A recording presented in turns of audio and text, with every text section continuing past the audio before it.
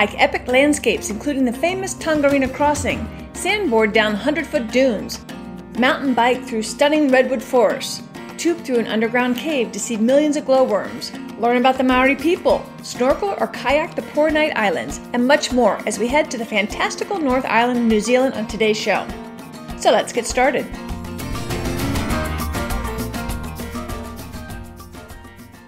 Welcome to the Active Travel Adventures podcast. I'm your host, Kit Parks. A few years ago, I went to the North Island of New Zealand as a last-minute add-on to my affiliate Active Adventures South Island tour. When I found out that travel mates and new friends Manny, Bill, and Carol were heading to the North Island after our fun down south tour, I didn't want to miss out on any of the fun, so I changed my plans to join them on the 5-day tour that Active times as an add-on to their South Island adventure. But Active Adventures also offers an 11-day tour, so I missed out on 6 extra days of fun. So on today's show, we're going to learn about this whole amazing adventure experience. So I'm delighted to have Rick come to the program today to tell us about his North Island adventure in New Zealand. He was lucky enough to do a great chunk of the trip that I wasn't able to on my trip to New Zealand, so I thought it'd be fun to have Rick come on and tell us what I missed. So welcome to the program, Rick. Appreciate you coming on. Thank you. Great to be on.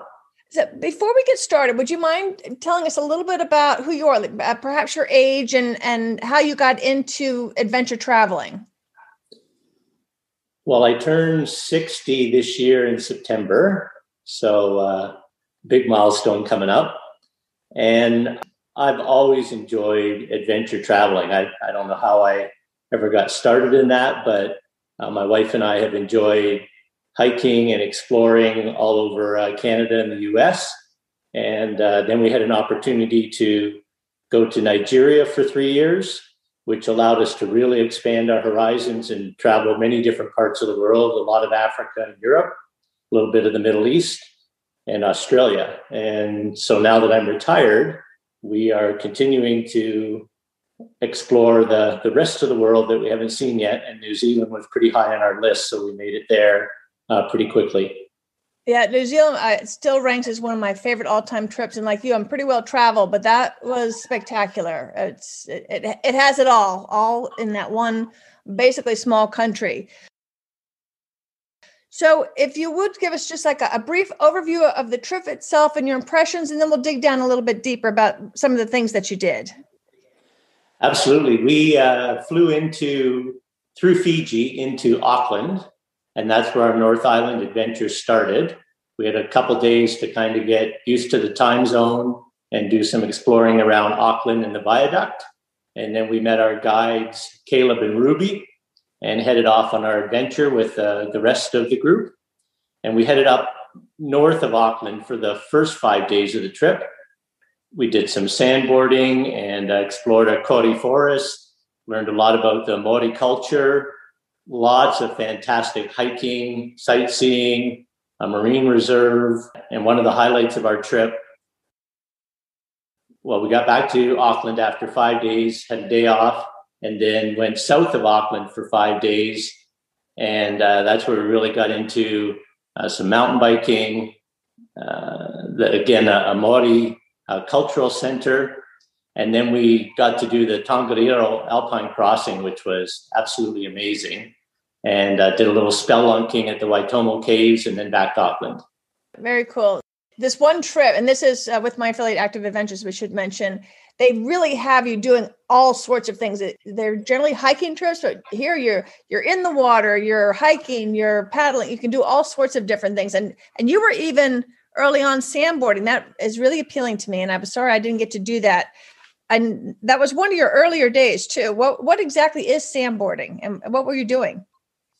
Well, the first day, we actually, after we left Auckland, it was a drive up to Opanoni, and we stayed at a place on the Hokianga Harbor, and we just went across the bay where there were some, I'm going to guess, 150, 200 foot high sand dunes, and you basically get on a boogie board and you boogie down the sand dunes and across the beach and right into the water. So it was, I'd never done it before. And the whole group, I mean, we had quite an age range, but everyone got into it. It was a great day. And that's something you keep doing? So you just climb the dune back over and keep doing it again, or you just go down the one time? Oh, no. We spent probably a couple hours up and down, having a blast. That sounds like so much fun. That actually reminds me, I did a sledding kind of a thing down a volcano in Nicaragua that was similar concept because you don't really have any vegetation to run into. You just kind of go. And you just go down. Right. And it's fun. It's like sledding like a kid. Oh, yeah. It was great fun. That's wonderful. So tell us a little bit about your group so we know who you're with. Yeah, we had 2 other couples with us from the U.S., and then a young lady from Prince Edward Island in Canada, and then Deb and I. So a group of 7 of us, and then our 2 guides. Cool. Now, the person that was traveling solo, was it easy to incorporate that woman into the group? Oh, absolutely. She had as equally good time as the rest of us. It was just a fantastic trip. So it didn't make a difference that she was like an odd man out then, because that's usually how I travel. So that's a pertinent question to me. Oh, yeah. No, we had single folks on both of our trips. We actually, when we finished on the North Island, we headed to the South Island and did a 2-week adventure tour again with Active Adventures on the South Island. And again, there were a couple of single people on that trip. Okay. And so I did the South Island for 2 weeks, and then I just did the back half of your North Island trip. So I didn't get to do the sandboarding and some of the earlier stuff that you did. So again, those beginning days. So then you did you have a Maori guide too? And explain what Maori is. Who are these people? The Maori are the first people that actually inhabited New Zealand, and a fascinating cultural history. This is obviously before the British came, but just a really fascinating culture. We got to learn a lot about them on the North Island trip. That's more where they're based, is on the North Island. And what a fascinating people. We on the very first night, before we did the sandboarding the following day, the very first night we got to go on a guided tour with a Maori guide, and he taught us all about the kauri forest. And kauri trees are trees that are some 4,000 years old, and they have a huge Maori mythology all around the kauri tree. And so it was a evening kind of walk in the evening and then into the dark hours, exploring this forest and these monstrous trees. It was really fascinating. That's cool. Do you happen to remember what the legend was?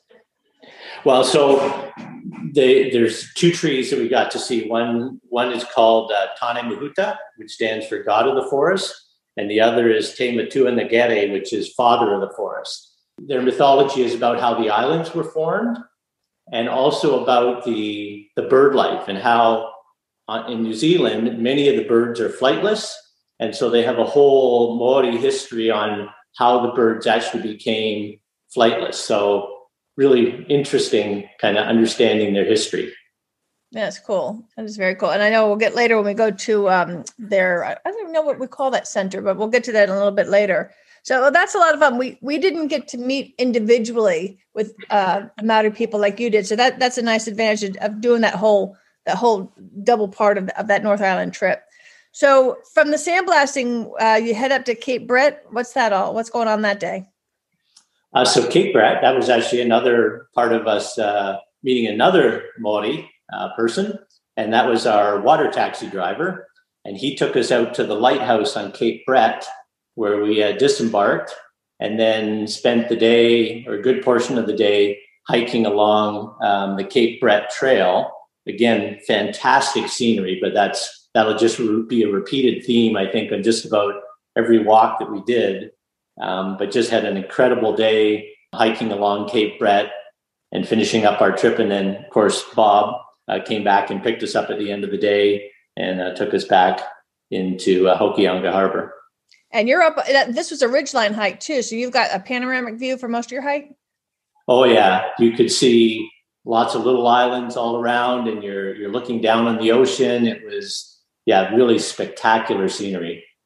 And then how difficult was any of the hiking that you did on this trip, or how well conditioned do you have to be able to do this trip that you did?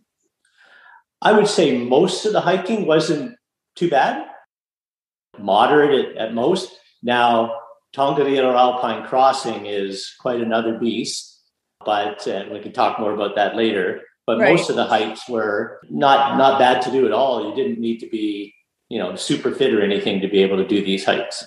Okay. So normally fit person that exercises regularly could do this adventure. Absolutely. Okay. But I still think it's always a good idea to train ahead of time because you want to, if you are with a group that's really fit, you don't want to always be the laggard, I think, even though there's always two guides. So somebody's there that could be with you. I just think I prefer to be over prepared rather than under prepared for these trips.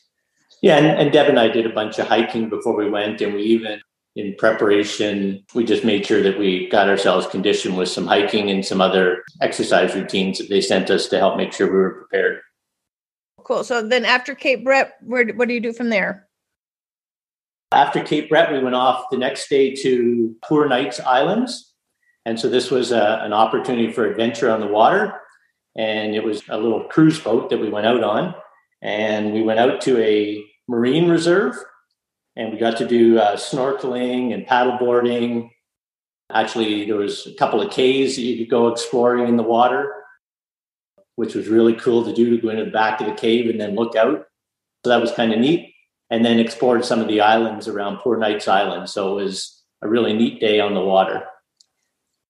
Did I see also that you have an option that you can either kayak or for an optional fee, you could also scuba dive too if you're licensed? Oh, yeah, I think they had kayaks. I guess the kayaking was there too. We didn't bother with the kayaking. And yeah, we didn't sign up for scuba diving. We've done scuba diving other places around the world, but we were more interested in the other part of the activity they had planned for that day. Cool. Now, can you talk about like what kind of wildlife do you see while you're snorkeling around? Mostly fish. I can't think that we saw anything other than fish on that particular excursion. So it's it's a marine reserve. And so lots of fish there. They're all protected. And so just an opportunity to see, fish and the sea flora. So that's what we were able to take in that day. Are these like the colorful fish like you see in the tropics or I don't know that I've ever been to the only place I've really done anything like that was at the Great Barrier Reef, which of course had a lot of the colorful fish. So what exactly are you seeing underwater? Yeah, so not as colorful as the tropical fish that you see, and the water is cooler. It's not tropical water, so you're definitely in a wetsuit to stay warm. But lots of different kinds of fish, just not as colorful as you might see in the tropics. That was one thing that struck me about my New Zealand trip is I think I'd been in a wetsuit once in my life, and I think in 3 weeks I was probably in a wetsuit 4 or 5 times. It was a lot, but every one was a blast. I'm not the strongest in the water, so that's my weakest link. But every time I was like, that was the most fun thing I ever did. Oh yeah, wetsuits make the water way more comfortable. They give you lots of buoyancy and just make it a lot less stressful for people who aren't comfortable there. Cool. Did anything else that we need to talk about that you did that day? I mean, I think the only other thing on the boat trip out, some of the houses that you got to see up on the cliffs on the islands were amazing.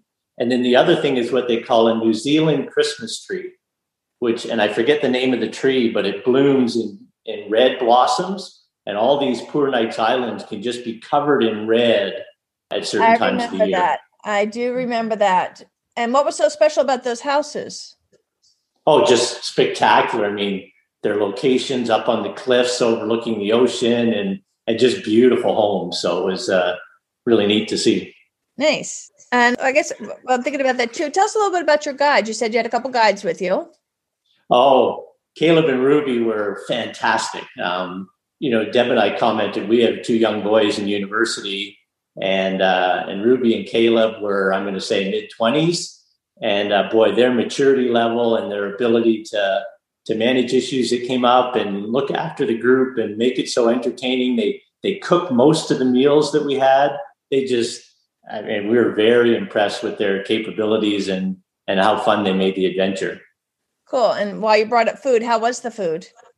Fantastic. We got to try lots of different things, some different Kiwi dishes, and just, it was really, really good food, pretty healthy food most of the time.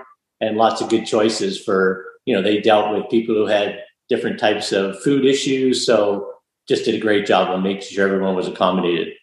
Cool. Yeah. And that was one thing I did like too, because we did, our guides did prepare most of the meals for us. So it was always, they'd get something fresh and whatever was native to that area, and we just ate like kings and queens. Absolutely. Never went hungry. Let's put it that way. And there's always some snacks and drinks on the bus too, when we were in transport. So from the Knights Island, so what did we do from there? Then on day 5, we headed to what's called Mangawhai Heads. And so we followed the coastal road from Tutukaka down to Mangawhai Heads, and then did an amazing coastal clifftop walk.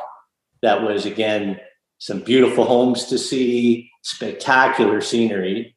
And everyone, I think, thoroughly enjoyed that hike.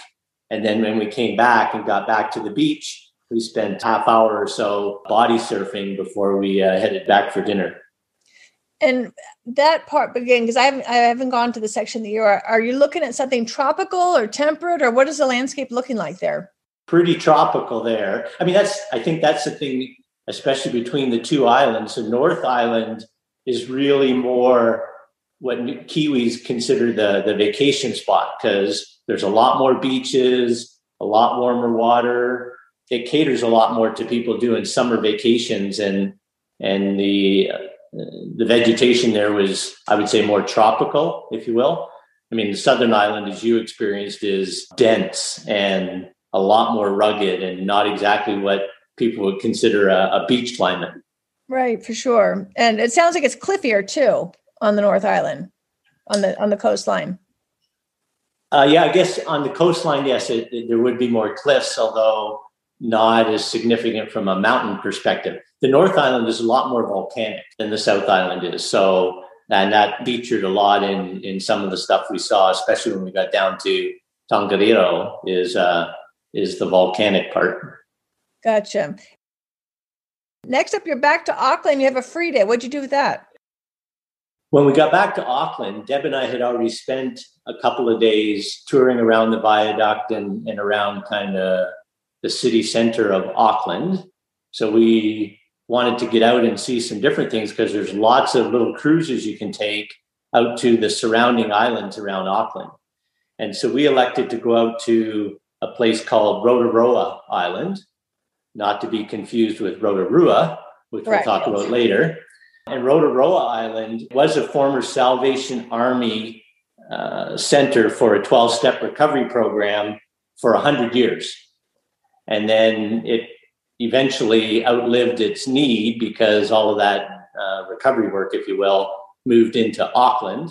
And so thanks to a local philanthropist, they were able to purchase the island from the Salvation Army and convert it into a bird sanctuary. So it was a really fun day to both go and learn about the history of the island, as well as then to go and see a bunch of birds that, despite all of our travel in New Zealand, would have been very difficult to see elsewhere. Cool.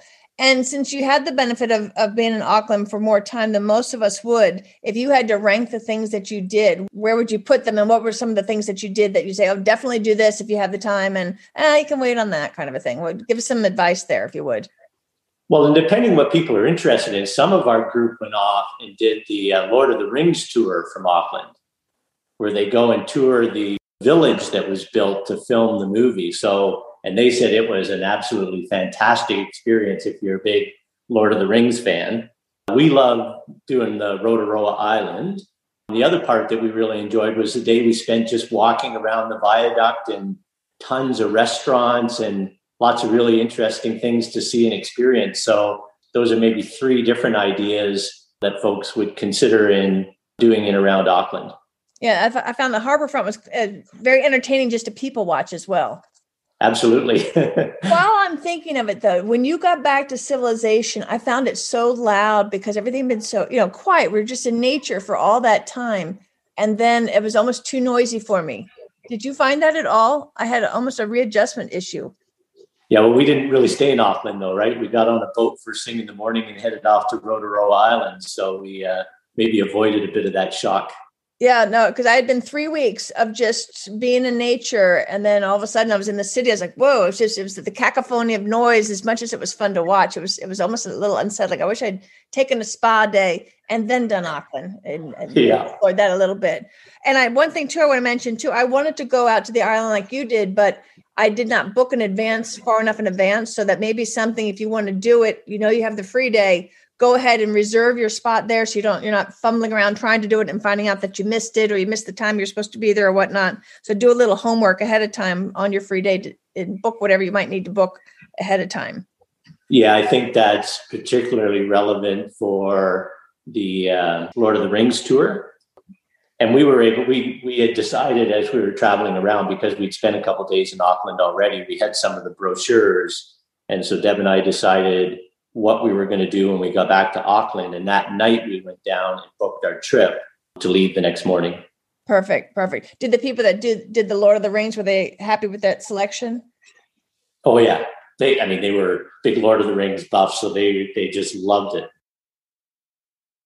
All right. Anything else about Auckland we need to know before we head on? No, I think that's it. Okay. Then where do we go from there? The next day was off to Waitomo Waterfalls, and we did a couple of hikes on day 7. One hike we did near Rotoroa, and then after that, it was just kind of a short hike. Again, some beautiful scenery to see. And then we went and did the climb up to Waitomo Falls. And I think one of the pictures I sent you is Deb and I on a platform in front of the falls. So that was another fun day with, again, some beautiful scenery, and I had a great time. Right. And as I recall, it was uphill. I mean, it's not a killer, but I remember Joe, our guide, saying, it's just a wee little hike before lunch. And I didn't think it was I thought it was a hike. Right? A lot of stairs. Yeah, it was uphill. I mean, it's certainly doable, but I wouldn't classify it as a wee little hike. It was definitely a hike, but it was definitely worth it. It was beautiful. Absolutely, yeah. Anything else we need to talk about that day at all? No. Okay, and then where do we go from there? I know we're going to one of my favorite days. Yeah, so the next day would have been day of our adventure. We went in the morning, we went and did mountain biking.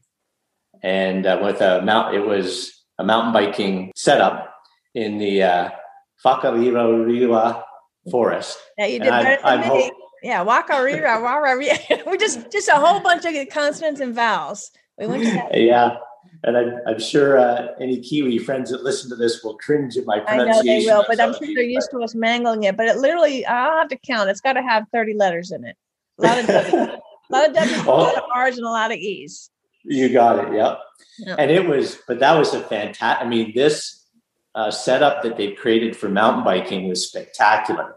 And they take you out, the mountain bikes were fantastic. And they take you out and you start on some pretty easy trails just to kind of, so the guide can judge everybody's abilities. And then you can slowly, through the course of the morning, advance to more and more challenging terrain. And so we just, there was a fair variation in our little group that went mountain biking, but we went off and did different things and just had a fantastic time. The forest is spectacular. The trails were amazing. And like I said, the mountain bikes were excellent. Yeah, I was actually surprised because they're like $3,000 bikes. It's like they're entrusting me, who's really never mountain bike, but one time on a little yard sale bike, with this gorgeous bike that's perfectly maintained. And this forest, just so we can convey the picture, is a massive forest. People come from all over the world to train here. They've got trails where we saw people on tricycles all the way up to hardcore world-class riders. And I'm not quite sure how they have the trails marked so you know which to go on. I'm sure there's maps and stuff like that. We just followed the guide. So I just followed the bike ahead of me. But for those that are really into mountain biking, you want to make a point to go here and explore. And they do don't have to worry about it. And that was a cute little coffee stand they had there too while they're getting the bikes prepped for us. Oh yeah, coffee stand. We had lunch afterwards that they brought in for us. So it was a great way to spend the morning. Now, did you do that like towards the end, once our guide was confident that we're getting our sea legs a little bit? We did this one more for us advanced trail that we had this hairpin turn through a little valley. Did you do that trail? Do you know what I'm talking about? I'm sure it wasn't the same trail because they have so many, but there was a couple of trails that I just went and did, and the rest of the group stayed kind of more on the standard trail. But yeah, there were a couple of much more challenging ones that I went and did, and that was really fun.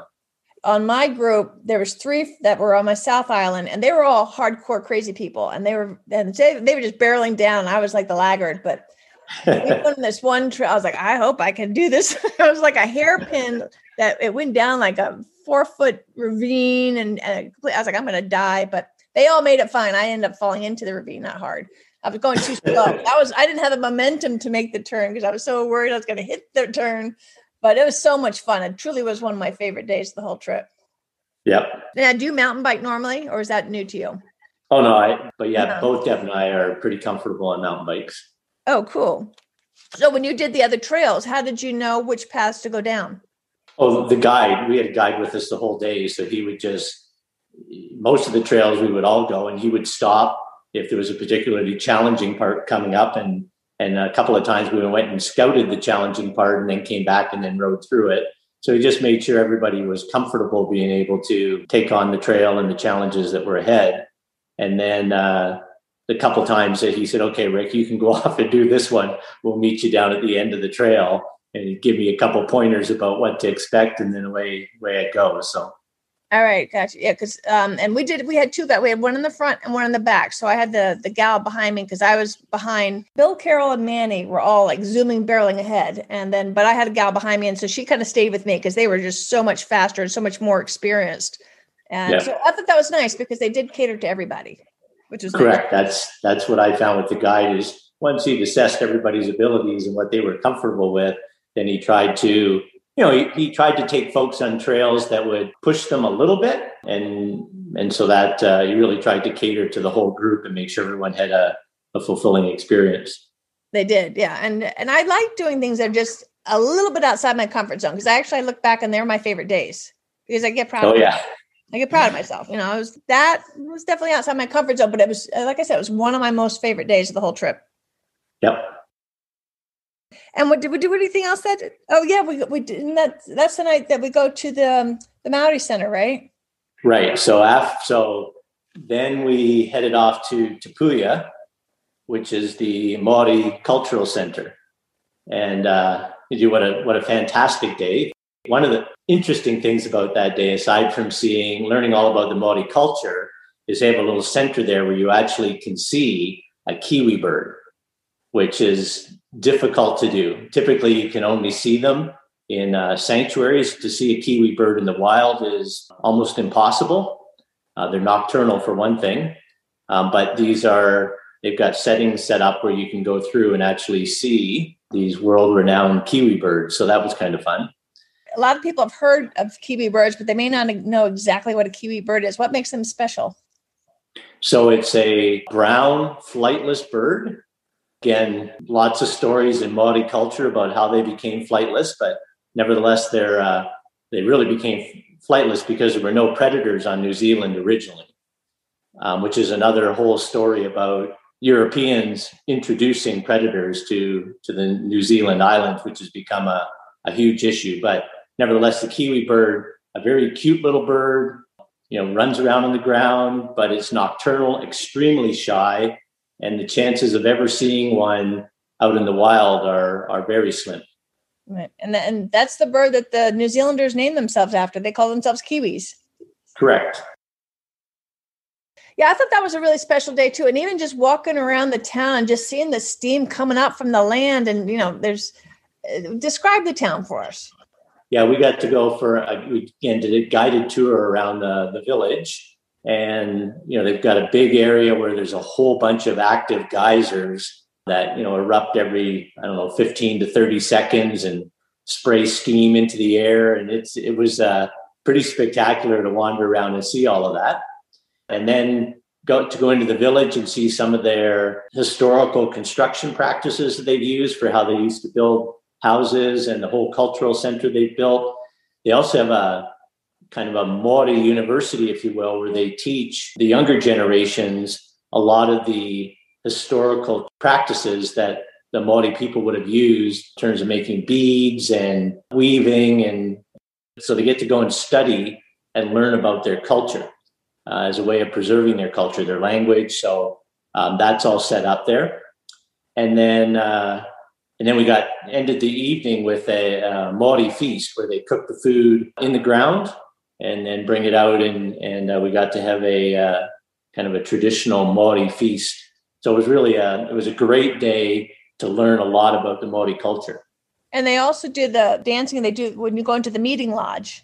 Yeah, I ended up on stage. Yeah, I did too. Tell us about that. Yeah. So you can't just laugh. You got to tell us what happened. The challenge is getting up there and trying to follow along with all the moves and the stomps and the shouting, but it was kind of fun to participate. It was, and as I recall, I had to do something with a ball and it was almost like a tennis ball on a scarf or something like that. Oh, okay, yeah, that would have been a different part of the. The women did a different dance than the men. Correct. So I was up doing the women's dance, and what I was doing was completely foreign to them, I'm sure. But I was moving. I was doing the best I could. But it was a lot of fun. Now, when they had the first man come in to be welcomed in the center, did they had chose this poor guy had no idea what he'd gotten himself into, because didn't they make him do something silly, as I recall? So Ruby and Caleb had teed me up to volunteer to do that. Oh, okay. So tell us about it. So they'd given me a little heads up about what was involved. I ended up not doing it because somehow, I guess one of the other guide companies had already arranged for one of their clients to do it. So I wasn't picked. But yeah, there's a whole process you got to go through. And if you don't do it correctly, you start a war. Right. And so that was the whole deal, is you had to go in and accept the greeting properly, or there was going to be war. But that was really interesting just to see about the culture. And it also helps preserve that culture. It's a beautiful center, and all the totems too, in that big arena. That was a nice cultural highlight. And I also liked just walking through the neighborhoods and just seeing steam coming up by this person's fence. And I mean, that whole land is so alive in New Zealand. I found it fascinating. Well, as I said, the North Island is all volcanic. So it's lots of interesting things to see related to that volcanic geology. Definitely. Anything else we need to talk about? Oh, and then before we move on to, how did you like that spread for dinner? That was quite something. Oh, it was fantastic. Yeah, no, we loved it. And just for folks who watch rugby, you also get a chance to see not a bunch of rugby players, but a bunch of Maori warriors, if you will, actually do the haka. And what's the haka? That's the challenge to the opposing side. Initially it was intended or used as a challenge to warring factions. So when two tribes would come together to do battle, they would do the haka, and it was kind of a challenge to show your strength and dominance to the other side. And now it's been adopted that the New Zealand rugby team, the All Blacks, actually use the haka before they start all of their rugby matches, and they do the haka to the opposing team. I did not know that or see that. Okay, that's cool. Did they do the thing with the eyes and the tongue? Oh, yeah. And I have a great photo. I'll put my photo. But I happened to catch one of the warriors right at the perfect moment where they bulge their eyes out and they stick their mouth out and their tongue out as far as they can and look as fierce as they can to scare off the other opponent. Well, and if you recall, around the village, all the artwork that's there and all the masks, that's a key feature of the masks, is that bulging eyes and tongue in their masks. So I will include my photo of that, unless you've got one that's better. But I have a really good one that I got captured. Yeah, no, I don't think I do. Perfect. Okay, so that was a really fun day too. So then from there, what do we do? So on day 9 was a couple of hikes again, and first was up to Rainbow Mountain. And again, you're hiking up, and because of all the volcanic activity, you got a lot of the steam and the venting that occurs, and it just creates all kinds of colors in the mountains. So that's why they're called the Rainbow Mountains. So we did a hike up to the Rainbow Mountains. Again, some very different but beautiful scenery to see. And then in the afternoon, we went and did a trek along the Waikato River to Haka Falls. And Haka Falls is where, again, one of these volcanic heated springs flows down and into the river. And at Hucka Falls, you can actually climb into the water, and you have a natural hot spring to sit and soak your aching legs in. Cool. And as I recall, too, that river was glacial. It was like a crystal blue.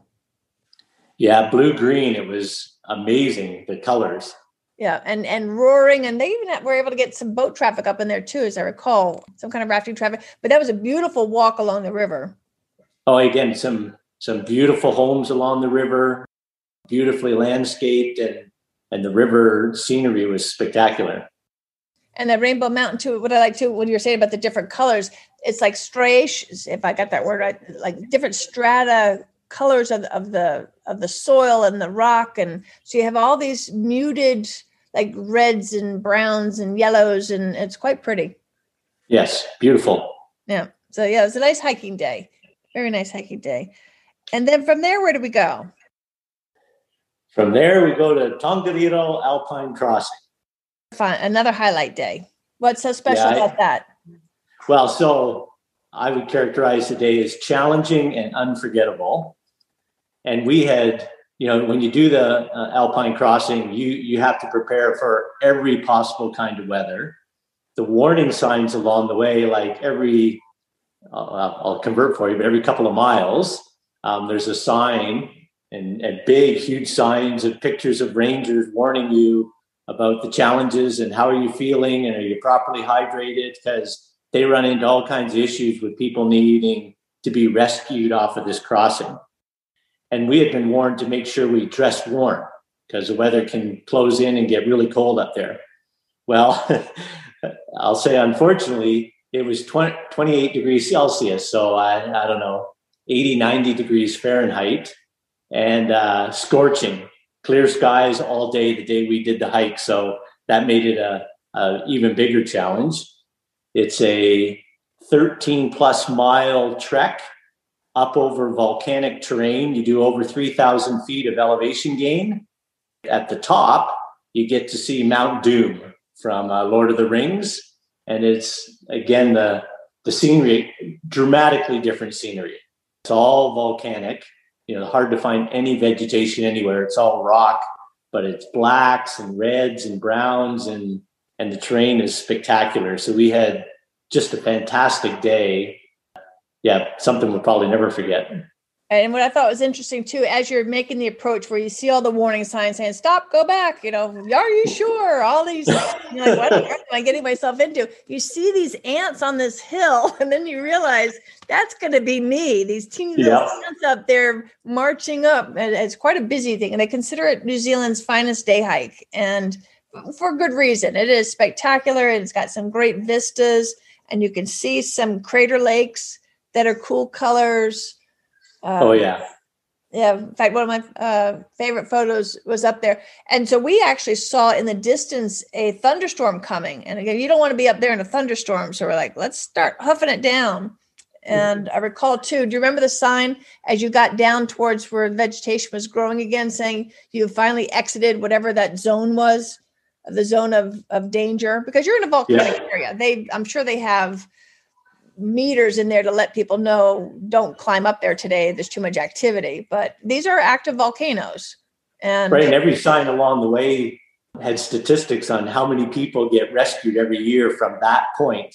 And even once you're up and over and going down the backside, there was still a certain percentage of people that needed to be rescued on the way down the backside. So it was, it's not for the faint of heart, but it's an absolutely fantastic experience. Right. And I think that, again, I don't consider myself an athlete by any stretch, but I do train before I go on any kind of adventure. It's a doable hike. I would imagine most of the trouble comes from people not bringing enough water when it's hot and having exposure issues when it gets really cold. And they think, oh, it's hot down in the valley. And so they wear shorts and they're just not prepared. So this is something you want to bring layers so that you can do all temperatures.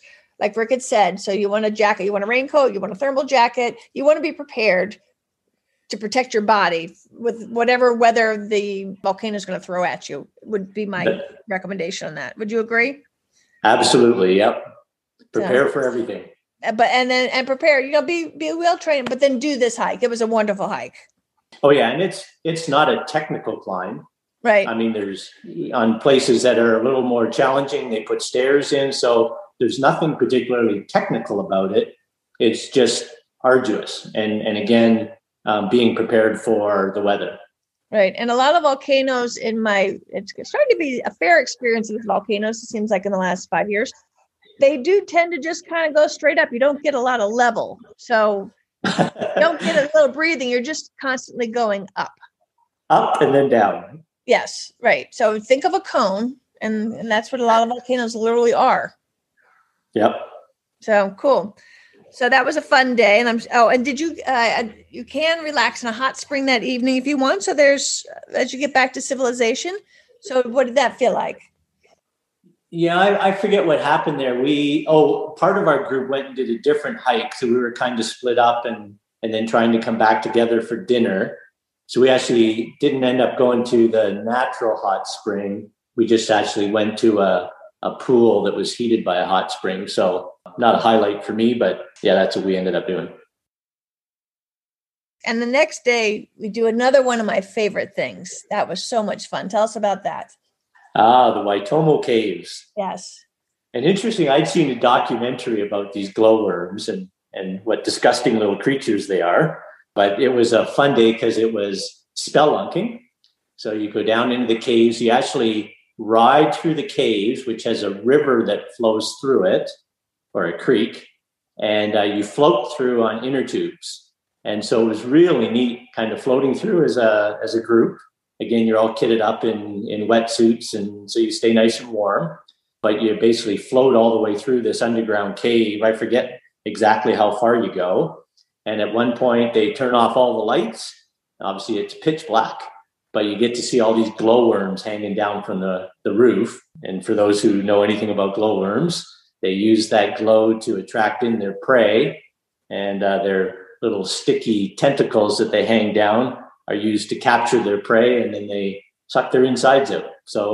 But that was kind of fun doing kind of the spelunking, kind of the float through, and then getting to see the glowworms. I think the glowworms, which actually are fly larvae, if I'm not mistaken. So whoever came up with a good name for it was very clever. But they have a very interesting sex life. Can you tell us about that, Rick? Well, as I recall, when they mate for 24 hours.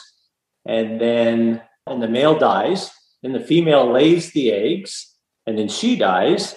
And then when the first egg hatches, it goes in and devours all of its siblings. And that's how they get life started. It's an interesting life, but it's fascinating. So you're wearing headlamps, and then the guide will say, okay, everybody shut off your headlamps. And then your eyes adjust, and they say, open your eyes. And then you just see these millions of glowworms. So each one of those represents one mated pair, but they're everywhere. And it's so cool. Yeah. That was a true highlight, because I didn't even know what we're going to be seeing in there. And then even at the end, it was like coming through a cathedral as you could see I can never remember, stalagmites or stalactites or whatever it is, the ones hanging from the ceiling. So it's like a cathedral as you're exiting the cave. Really cool. Right. It was really an interesting way to wrap up the tour. It was. Anything else special about that day or about the trip that we want to make sure that we cover? No, I think we returned to Auckland, and they dropped folks off at the airport that needed to leave right away. And the rest of us, they dropped off back at the hotel and wrapped up our adventure. It was great. Lots of hugs all the way around, and fun had by all. Definitely. Is there anything you wish you'd known before you'd gone to New Zealand? Some advice, either things that you wish you'd packed or wish you'd known about or checked out or done? What kind of advice can you give us for those that are considering going to New Zealand? Wow. We did a fair bit of research, which is how we ended up doing the 2-week North Island tour. And then we flew south and spent a day in Christchurch, and then did the 2-week South Island tour. And then we rented a motorhome and did another week on the South Island on our own. I think we felt like we did it all. I mean, the only thing we missed was Milford Sound got flooded out the day before we were supposed to go in. So we didn't get to go into Milford Sound. Oh, it's a shame. But Well, now you have to go back. But yeah, I'm not sure we will. But that was because there's so many other places we want to go, including with active adventures. We're looking at Patagonia next. So I'm looking at going there next year myself. Yeah. In fact, I'm planning to be booking that shortly, as a matter of fact. Next year I want to explore Central and South America. Cool. So what other adventures do you plan? You said Patagonia. What other places would you like to go to? Oh, a bunch of places we plan to go just because you can hop in and see a bunch of places are cruises. So kind of on our list is a cruise to Alaska, cruise around the Baltic Islands. I'd like to do a cruise around the South China Sea and see Cambodia and Vietnam. I'd like to do a cruise to Antarctica, so we might even combine that with a Patagonia trip. Deb and I have already done with our boys. We've done Ecuador, the Galapagos Islands, and we've hiked to Machu Picchu. But lots of places still on our list that we want to go see. Of the places that you've been adventure-wise, so the other kinds of things that we cover on this show, what would be your top 3 that you would recommend that people do? Oh boy, New Zealand definitely would be up there. We had a fantastic trip in Australia. All right, so that's 2. New Zealand, Australia. What gets the coveted number 3 place? Boy, it's so hard to pick all the places that we've seen it. So I talked about, I think Galapagos and Machu Picchu was a huge highlight for us, especially because we did it with our boys as well. And we all love that trip. Deb and I hiked across England. Which path did you do? Wainwright. Okay. Don't know much about that. I did the Cotswold. I want to do the coast to coast.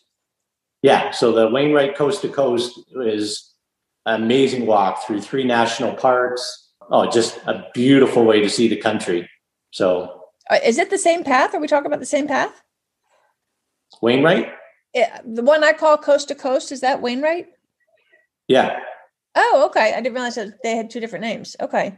Starts in Wainwright is the guy who put it together. But it's called the Coast to Coast Walk, the Coast to Coast Trail. And it starts in St. Bees and ends up in, I can never remember. Yeah, that's the one that starts in St. So that is the same one. Okay, cool. Yeah, my sister Terry and I want to do that together. Oh, you'll love it. It's spectacular. Definitely. Yeah, look forward to doing that. That's probably 2023. Very cool.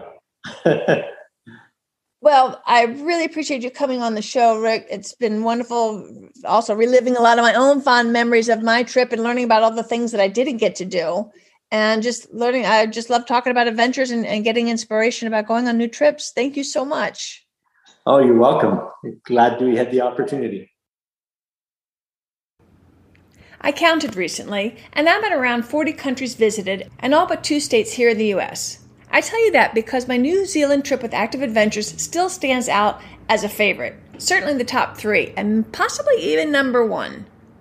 I loved it because you not only get to meet the warm Kiwi people and explore their amazing landscapes that range from glaciers to rainforests to volcanoes, but on this trip, you also are doing so many different fun activities. Every day was an absolute blast, and you laughed and you had fun like you did when you were a kid. I cannot more strongly recommend making the time and finding it in your budget to go on this New Zealand adventure yourself. And if you decide to, be sure to use my exclusive promo discount code ATA200, ATA200, and you'll get $200 off any of Active Adventures tours. I covered my own trip on an earlier episode, and I'll put links to that in the show notes, a link for which you can find by scrolling down your phone on the podcast app that you're listening to this to, or by going directly to the activetraveladventures.com website and entering the destination up in the search bar. Be sure to check out the website to see both Rick and my photos and to get more information about visiting New Zealand. Thank you, Rick, for coming on the program and allowing me to relive one of my favorite trips of all time, one of my most favorite tour companies, Active Adventures, a company I was promoting long before they became an affiliate of the show. And speaking of affiliates, I very much appreciate you using my affiliate links because at no additional cost to you, I may earn a small commission, which helps keep the lights on and helps to keep this podcast and the website ad-free. I don't know about you, but I really don't like it when programs are interrupted to plug a new pillow or mattresses or MeUndies or the boxed lunch meals or whatever. So again, if you use my affiliate and my Amazon links, that's a big help in helping to keep all those pesky ads away and helps me, particularly now that I am retired with no income coming in. So anyway, thank you again. And as always, thank you for listening. Until next time, this is Kit Parks. Adventure on!